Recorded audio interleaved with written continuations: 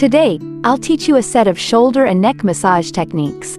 They'll make you feel so relaxed.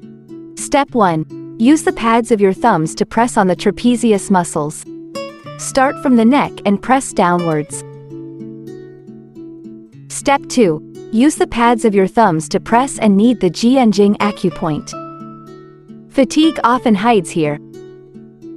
Step 3. Don't clench your fists.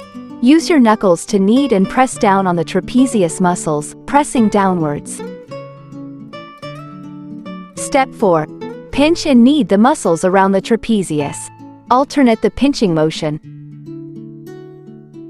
Finally, you can use a small scraping board to scrape the shoulder and neck. From top to bottom, you can scrape straight down or in short strokes. When you find a knotted area, focus and intensify the scraping there. Scrape until the skin turns slightly red and warm. That's all you need to do.